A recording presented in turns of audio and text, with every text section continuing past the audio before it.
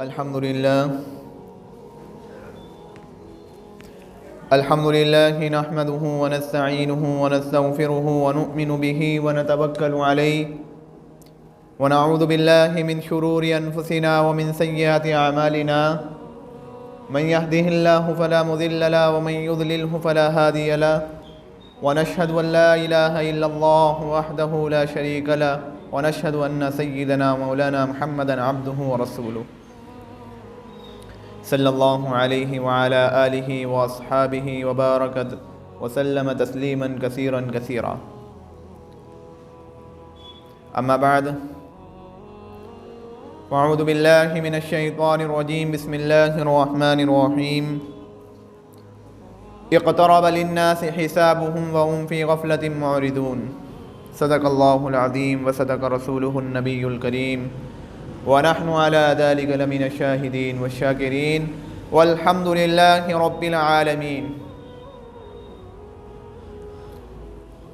معزز سامعین ومعزز ناظرین اور برادران عزیز، مستقل 2-3 جمعہ سے علامات قیامت کے بارے میں تذکرہ ہو رہا ہے کہ علامات قیامت یہ بتایا گیا کہ وہ 3 قسم کی ہیں۔ ایک ہے علامات بعیدہ کہ وہ تو کافی پہلے جن کا ظہور ہو چکا ہے، ایک ہے علامات متوسطہ اور ایک ہے علامات کبریٰ۔ عزیز بھائیوں، یہ جو دور چل رہا ہے اس وقت، یہ علامات متوسطہ کا دور چل رہا ہے، اور علامات متوسطہ وہ ہیں کہ جو ظاہر تو ہو گئی ہیں لیکن ابھی وہ انتہا کو نہیں پہنچی، روز بروز اس میں اضافہ ہوتا جا رہا ہے اور اضافہ ہوتا جائے گا، اور پھر ایک وقت ایسا آئے گا کہ پھر تیسری قسم کی علامت وہ شروع ہو جائے گی، علامات کبریٰ، پھر جس میں حضرت مہدی علیہ السلام، حضرت مہدی کی آمد، حضرت عیسیٰ علیہ السلام کا نزول ہوگا، دجال نکلے گا، یاجوج ماجوج نکلیں گے، یہ سب علامات کبریٰ میں ہوگا۔ ابھی جو دور ہے وہ علامات متوسطہ کا دور ہے۔ کیا صلی اللہ علیہ وسلم نے اس کے متعلق جو نشانیاں بتائیں، ہم اپنی آنکھوں سے وہ پوری ہوتے ہوئے بھی دیکھ رہے ہیں۔ علامات متوسطہ ایک لمبی فہرست ہے، ایک علامت اس سے پہلے والے جمعے میں بیان ہوئی۔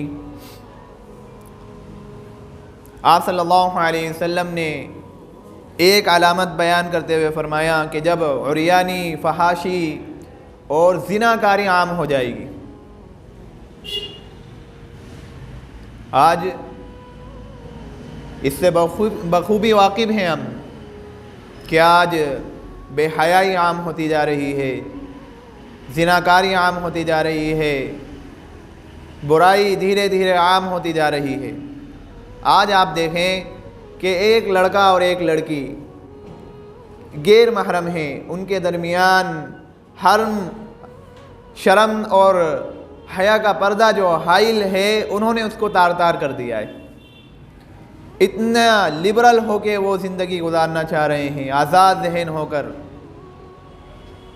کہ ایک ساتھ ایک لڑکا ایک لڑکی غیر محرم ہیں ایک دوسرے کے لیے، ایک ساتھ بیٹھ کر گپ شپ لڑاتے ہیں، مذاق مستیاں ہو رہی ہیں، بالکل فری ہو کر وہ ایک دوسرے سے باتیں کر رہے ہوتے ہیں۔ ان کے بڑے، ان کے بھائی، ان کے باپ یہ سب دیکھ رہے ہوتے ہیں، اور سب کو معلوم بھی ہے کہ اس کی کیا برائی ہے، برائی بھی نظر آ رہی ہے لیکن خاموش، اس کی برائی نظر آ رہی ہوتی ہے لیکن خاموش بیٹھے ہوئے ہیں۔ کہ کس قدر آپ دیکھیں اسکول کالجز اور اس طریقے سے یہ کوچنگ ٹیوشن کا جو معاملہ ہو رہا ہے، کتنی برائی اس کے پیچھے ہو رہی ہے۔ کیوں؟ کیونکہ ہم نے ہماری بہن ہماری بیٹیوں کو ان کے ذہن کو بالکل آزاد کر دیا ہے، ان کے ذہن بالکل آزاد ہو چکے ہیں کہ وہ ہر قدم اٹھانے سے پہلے ان کو یہ خیال ہی نہیں رہتا کہ ہمیں کوئی دیکھنے والا ہے، ہم پہ ہماری کوئی فکر کرنے والا ہے۔ اگر بڑے ان کی فکر کریں، ان کے بھائی ان کے باپ یہ فکر کریں اور ان کو اس طرح سے ان کا ذہن بنا دے کہ ہم کوئی بھی قدم اٹھا لیں،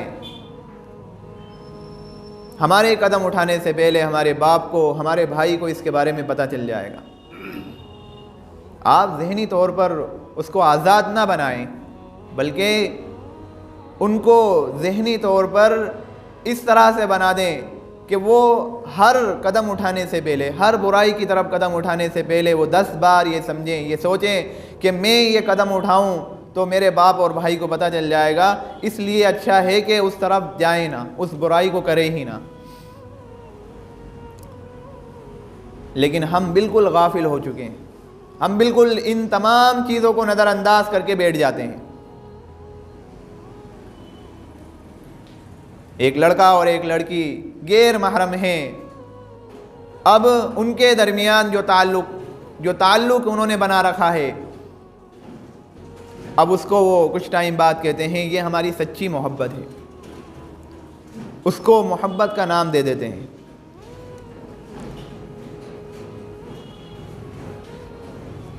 حالانکہ ایک شوہر اور ایک بیوی کے درمیان جو محبت ہوتی ہے، جو رشتہ ہوتا ہے، وہ حقیقی محبت ہوتی ہے۔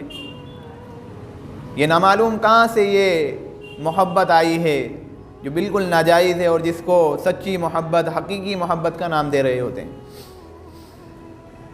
بھئی ایک باپ اور ایک بیٹی کے درمیان کا جو رشتہ ہے وہ محبت والا رشتہ ہے، ایک ماں اور بیٹی کے درمیان، ایک ماں اور بیٹے کے درمیان جو رشتہ ہے وہ محبت والا رشتہ ہے، ایک بھائی اور بہن کے درمیان جو رشتہ ہے وہ محبت والا رشتہ ہے۔ اب ان رشتوں کے علاوہ آپ باہر اور دیگر رشتے ڈھونڈنے جائیں گے تو یہ تو برائی ہے۔ جوان العمر لڑکی ہے جس کے اندر شہوت موجود ہے، کہتا ہے یہ میری بیٹی ہے، میں نے اس کو اپنا بیٹی بنایا ہے۔ جوان العمر لڑکی ہے جس کے اندر شہوت موجود ہے، ایک لڑکا کہتا ہے کہ یہ میں نے اس کو اپنا بہن بنا رکھا ہے۔ ایک ہمارے دوستوں میں سے وہ دن رات وہ کسی لڑکی سے دن بھر بات کرتا رہتا، صبح بھی شام کو بھی، صبح بھی شام کو بھی۔ تو ہم نے دوسرے دوستوں سے پوچھا بھائی یہ کس سے اتنی باتیں کرتا رہتا ہے؟ تو وہ کہنے لگے کہ اس نے کسی کو بہن بنا رکھا ہے، دن رات اتنی باتیں ہو رہی ہیں، چیٹنگ ہو رہی ہیں، اس پر بہن بنا رکھا ہے۔ تو پھر ایک دن میں نے اس سے کہا کہ یہ کس سے باتیں کرتے رہتے ہو تم؟ تو وہ کہنے لگا ارے مولوی صاحب وہ تو مولانا میری بہن ہے، وہ میں نے اپنی بہن بنا رکھی ہے۔ میں نے اس سے کہا میرا گھر میں سگی بہن بھی موجود ہے، کبھی سگی بہن کے ساتھ اتنی باتیں کی ہیں آپ نے؟ سگی بہن کے ساتھ بیٹھ کر آپ اتنے فری ہو کر آپ نے کبھی باتیں کی ہیں؟ وہاں پر تو غیرت آتی ہے، یہاں بے غیرت بن رہے ہو، بہن کا نام لے رہے ہو۔ یہ حقیقت میں یہ کوئی رشتہ نہیں ہوتا، بلکہ یہ ایک شیطانیت ہوتی ہے۔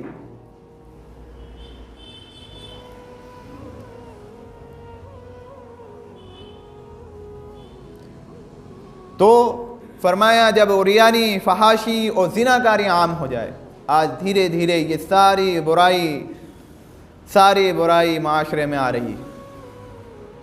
کئی مرتبہ ایسا بھی ہوتا ہے کہ جب انسان اس کو آسانیاں، فراوانی اور سہولتیں یہ سب میسر آ جاتی ہیں تو پھر یہ خدا کے لہجے میں بولنا شروع کر دیتا ہے۔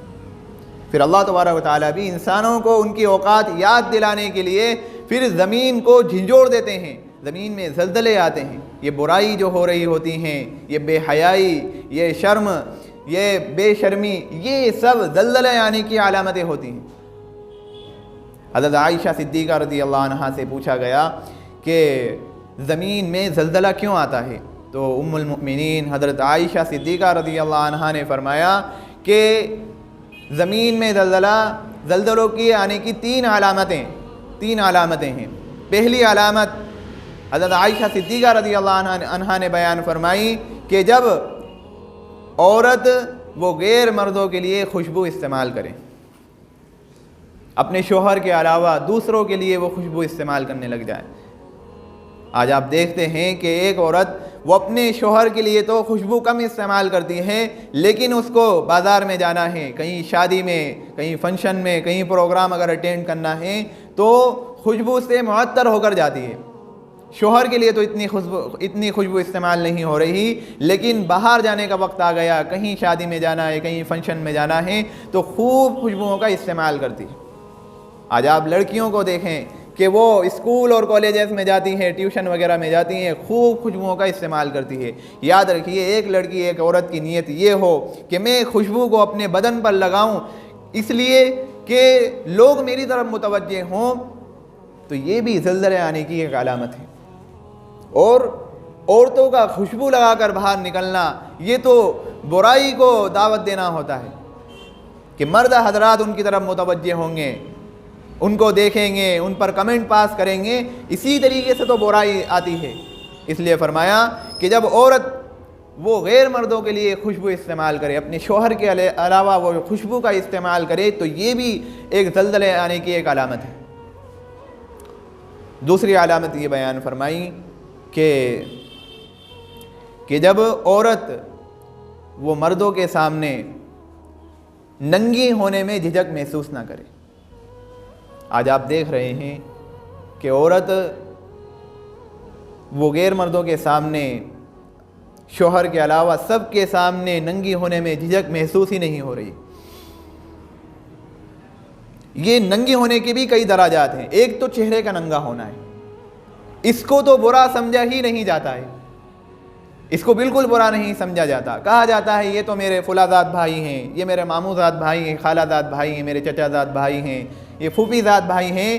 یعنی رشتہ داروں میں جن لوگوں سے پردے کا حکم ہے، ان سے بے تحاشا ایسے آمنے اور سامنے آ رہے ہیں، بیٹھ کے باتیں ہو رہی ہیں، گپ شپ لڑا رہے ہیں، ہنسی مذاق ہو رہا ہے، یعنی اس برائی کو برائی ہی نہیں سمجھا جا رہا۔ اور بعض لوگ تو اس طرح کی باتیں کرتے ہیں، بھئی چہرے کا پردہ کہاں ہے؟ چہرے کا پردہ کہاں ہے؟ انہوں نے قرآن کو خوب اچھی طرح سے سمجھ لیا ہے۔ وَقُلْ لِلْمُؤْمِنَاتِ يَغْضُضْنَ مِنْ أَبْصَارِهِنَّ وَيَحْفَظْنَ فُرُوجَهُنَّ وَلَا يُبْدِينَ زِينَتَهُنَّ إِلَّا مَا ظَهَرَ مِنْهَا۔ اللہ تبارک و تعالیٰ مومن عورتوں کو یہ حکم دے رہے ہیں کہ تم اپنی نگاہوں کو نیچی رکھو، اپنی شرمگاہوں کی حفاظت کرو، اور زینت کے جو مقام ہیں، بھئی زینت کی جو مقام ہیں ان کو ظاہر نہ کرو، الا ما ظہر منہا، مگر وہ مقام کہ جن کو ظاہر کیے بغیر کوئی چارہ نہیں۔ کہتے ہیں یہاں پر کہ بھئی چہرہ ہے، دونوں ہاتھ ہیں، دونوں پیر ہیں، ہاتھ گٹوں تک، پیر ٹخنوں تک، تو اس سے یہاں پر یہ مراد ہے۔ صحیح بات ہے کہ الا ما ظہر منہا سے یہی چیزیں مراد ہیں، لیکن اس سے مراد یہ اس وقت ہے، یہ عام حالات کا حکم نہیں ہے، بلکہ ایک جوائنٹ فیملی میں، ایک پریوار میں ہم رہ رہے ہیں، تو ظاہر بات ہے ایک عورت کے لیے اس پریوار میں اس کا جیٹ بھی ہوگا، اس کا دیور بھی ہوگا، پھر اس کے کئی بچے بھی ہوں گے جو سب کے سب غیر محرم ہیں۔ تو اب وہاں پر ان چیزوں کا چھپانا یہ مشکل ہوتا ہے، تو وہاں پر فتنے کا خطرہ نہ ہونے کی صورت میں یہ چیزیں، یعنی چہرہ، دونوں ہاتھ گٹوں تک، دونوں پیر ٹخنوں تک، یہ چھپانا وہاں پر لازم نہیں، یہ مراد ہے یہاں پر۔ بھئی عام حالات کے لیے یہ حکم نہیں ہے۔ اور جو لوگ یہ کہتے ہیں کہ چہرے کا پردہ نہیں، تو آپ ان سے یہ پوچھیں کہ بھئی جو ہم حج اور عمرہ کرنے کے لیے جاتے ہیں تو وہاں پر عورت کے لیے حکم ہے کہ چہرے کو کپڑا نہ لگے۔ اب یہ چہرے کو کپڑا نہ لگے، کیا یہ اس بات کی دلیل نہیں ہے کہ احرام کے علاوہ حالت میں چہرے پر کپڑا ہونا چاہیے؟ اگر چہرے کے اوپر کپڑا تھا ہی نہیں تو یہ کہنے کی کیا ضرورت تھی؟ یہ حکم بیان کرنے کا کیا مقصد تھا کہ احرام کی حالت میں عورت کے چہرے پر کپڑا نہ لگے؟ یہ اس بات کی دلیل ہے کہ احرام کے علاوہ کی حالت میں چہرے پر پردہ ہونا چاہیے، چہرے پر کپڑا ہونا چاہیے۔ اللہ تبارک و تعالیٰ نے تمام صحابہ کرام رضوان اللہ علیہم اجمعین کے ذریعے سے پوری امت کو مخاطب کر کے کہہ دیا فَاسْأَلُوهُنَّ مِنْ وَرَاءِ حجاب، کہ تم پردے کے پیچھے سے بات کیا کرو۔ لین دین کا معاملہ کرنا ہو، کوئی ضروری بات کرنا ہو تو پردے کے پیچھے سے کیا کرو۔ جیسے کہ ام المؤمنین جب صحابہ کرام رضوان اللہ علیہم اجمعین کو کوئی مسئلہ دریافت کرنا ہوتا، کوئی حدیث اگر پوچھنا ہوتی تو وہ ام المؤمنین کے پاس آپ صلی اللہ علیہ وسلم کے ازواج کے پاس آتے تھے، اور آپ صلی اللہ علیہ وسلم کی جو ازواج تھیں وہ پردے کے پیچھے سے ان کو بتا دیا کرتی تھی۔ تو جب پردہ تھا ہی نہیں تو پردے کے پیچھے کا حکم بیان کرنے کا کیا مقصد؟ یہ قرآن میں یہ الفاظ کیوں موجود ہیں؟ فَاسْأَلُوهُنَّ مِنْ وَرَاءِ حجاب، کہ تم پردے کے پیچھے سے سوال کر لیا کرو، پردے کے پیچھے سے پوچھ لیا کرو۔ حقیقت بات تو یہ ہے کہ بھئی کھلے چہرے کے ساتھ آنا اس کو معیوب سمجھا ہی نہیں جاتا ہے، کوئی عیب نہیں سمجھا جاتا ہے۔ کھلے چہرے کے ساتھ آ رہے ہیں جا رہے ہیں کہ چہرے کا تو کوئی پردہ نہیں ہوتا۔ بھئی عورت کے پورے جسم میں سب سے زینت کا جو مقام ہوتا ہے وہ چہرہ ہوتا ہے۔ اب چہرے کے لیے کیا پردے کا حکم نہ ہوگا؟ بھئی چہرے کے لیے بھی پردے کا حکم ہے۔ آپ لڑکیوں کو دیکھیے کہ سر پہ دوپٹہ نہیں ہوتا ہے، سینے پہ دوپٹہ نہیں ہوتا ہے، پوری بازو، یہ پورے بازو کھلے ہوئے ہوتے ہیں۔ یہ سب برائی کو دعوت دینے والی باتیں ہو رہی ہوتی ہیں، سب برائی کو دعوت دینے والی باتیں ہو رہی ہوتی ہیں۔ تو دوسری علامت یہ بیان فرمائی کہ یہ بھی ایک زلزلہ آنے کی علامت ہے کہ جب عورت وہ مردوں کے سامنے ننگی ہونے میں جھجک محسوس نہ کرے۔ تیسری علامت یہ بیان فرمائی کہ جب شراب اور موسیقی عام ہو جائے، آج شراب نوشی بھی عام ہو رہی ہے، گانا بجانا بھی عام ہو رہا ہے۔ ایک ہمارے دوست وہ کہنے لگے کہ ہمارے محلے میں وہ لوگ شراب پی کر آ جاتے ہیں، مسلمان یہیں پاس کے ہی کئی محلوں میں وہ شراب پی کر آتے ہیں، اور اس طریقے سے پھر وہ پریشان کرتے ہیں، گھر کے سامنے آ کر چلا چوٹ کر رہے ہیں۔ یہ مسلمانوں میں بھی شراب اور موسیقی عام ہو رہی ہے، گانا بجانا۔ میں نے اس سے پہلے بھی عرض کیا کہ مسلمانوں کے ہاں جو شادیاں ہو رہی ہیں اس میں تو گانے بجانے کو اس طریقے سے عام کر چکے ہیں جیسے شادی کا ایک بڑا جز ہو، کہ نعوذ باللہ جیسے آپ صلی اللہ علیہ وسلم کا ہی فرمان ہے۔ اس طریقے سے بالکل اس میں بھی کوئی برائی نہیں سمجھی جا رہی۔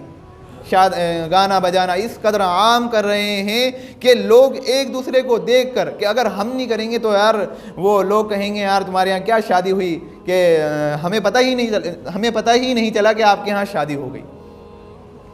تو تیسری علامت یہ بیان فرمائی کہ جب شراب اور موسیقی عام ہو جائے۔ عبداللہ بن مسعود رضی اللہ عنہ فرمانے لگے کہ جب کسی قوم میں دو برائی عام ہو جائیں، ایک زیناکاری اور دوسرا سود، تو پھر وہ اپنے آپ کو اللہ تبارک و تعالیٰ کے عذاب کے لیے وہ تیار کر لے۔ آج زیناکاری بھی کتنی عام ہو رہی ہے، دونوں تذکرہ فرمائے، ایک زیناکاری اور دوسرا سود کا۔ زنا بھی اس قدر عام ہو چکا ہے کہ بھائی غیر محرم کی طرف نظر ڈالنا یہ آنکھوں کا زنا ہے۔ آج 100% میں سے کتنے لوگ ایسے ہوتے ہوں گے جو مکمل طور پر اپنی نگاہوں کی حفاظت کرتے ہیں، ورنہ تو مردوں کی نگاہیں وہ عورتوں کو ڈھونڈ رہی ہوتی ہیں، عورتوں کی نگاہیں مردوں کو ڈھونڈ رہی ہوتی ہیں۔ زناکاری بھی عام ہو چکی ہے، آنکھوں کا زنا، اسی طریقے سے کانوں کا زنا بھی عام ہو چکا ہے۔ 4 دوست آپس میں بیٹھے ہوئے ہیں، ایک دوست وہ گپ شپ لڑا رہا ہے، شہوانی باتیں کر رہا ہے، شہوت کی باتیں کر رہا ہے، 3 دوست وہ بڑے جذبے کے ساتھ سن رہے ہیں، مزہ آ رہا ہے۔ دوستوں میں سے کسی کی شادی ہوئی تو اب اس کو پکڑ لیا، چل ساری کارگزاری سنا، تو وہ اپنی ساری رات کی شاباشی سنا رہا ہے۔ قیامت کے دن بدترین مقام اس شخص کا ہوگا جو اس ازدواجی زندگی کی تنہائی میں جو باتیں پیش آئی ہوں اور پھر وہ اس کو جا کر دوسرے لوگوں میں بیان کرے۔ کانوں کا زنا بھی کس قدر عام ہو رہا ہے کہ کسی چہرے کی ایسی چھاپ پڑ گئی، پھر اس کے پیچھے لگے ہوئے ہیں، سب موبائل نمبر سب نکال لیے، پھر صبح بھی اس سے باتیں چل رہی ہیں، شام کو بھی باتیں چل رہی ہیں، پتہ ہی نہیں چل رہا ہے کہ دن صبح سے شام کیسے ہو گئی، پورا دن باتیں کر رہے ہیں۔ یہ کانوں کا زنا نہیں ہے، یہ بھی کانوں کا زنا ہے۔ اسی طریقے سے بازار میں دکانوں پر بیٹھے ہوئے ہیں، کسی غیر محرم کی طرف نظر پڑی، اوپر سے نیچے تک دیکھا اور پھر دل میں اس کا تصور باندھ لیا، تنہائی میں بیٹھے ہوئے اس کا تصور باندھ رہے ہیں، اس کے بارے میں پورا خیال کر رہے ہیں، یہ دل کا زنا ہے۔ غیر محرم کا تصور باندھنا یہ دل کا زنا ہے۔ کسی سے فون پر بات کری کہ اس پارک میں ہمیں ملنا ہے، اس ہوٹل میں ملنا ہے، اب وہاں پر جو آپ کے قدم چل کر جا رہے ہیں یہ پاؤں کا زنا ہے۔ تو زناکاری کس قدر عام ہو رہی ہے، یہ تمام چیزیں بھی زنا میں شامل ہیں، کیونکہ یہ مکمل جو زنا ہوتا ہے جس کو کامل زنا کہا جاتا ہے، یہ تمام چیزیں کامل زنا تک پہنچاتی ہیں۔ تو ایک زناکاری کا تذکرہ فرمایا، دوسرا سود کا تذکرہ فرمایا۔ آج سود کے اڈے لگائے بیٹھے ہیں لوگ، وہ اپنا آفس بنا کر بیٹھے ہوئے ہیں، کس کو کیا ضرورت ہے، اس کو 1 لاکھ کی ضرورت ہے، ٹھیک ہے ہم سے 1 لاکھ روپے لو، 1,30,000 ہمیں چاہیے۔ اس طریقے سے یہ لوگ ویپار کر رہے ہیں، اس طریقے سے یہ بیع و شراء ہو رہی ہے۔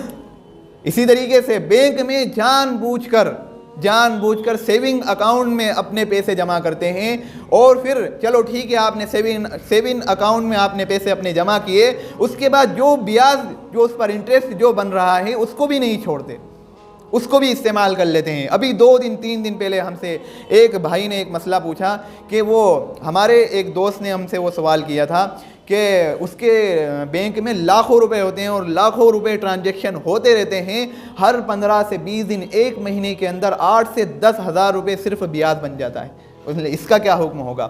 تو میں نے کہا حکم کیا ہے؟ بیاج ہے پورا، وہ بالکل حرام ہے کہ اب اس کا کیا کرنا ہوگا؟ ملا اس کا یہی حکم ہے کہ بغیر ثواب کی نیت کے آپ اس کو غیر مسلم کوئی فرق نہ کر کے ان کو تقسیم کر دیں، کوئی ثواب کی نیت نہیں ہونا چاہیے، بس اس کا یہی حل ہے۔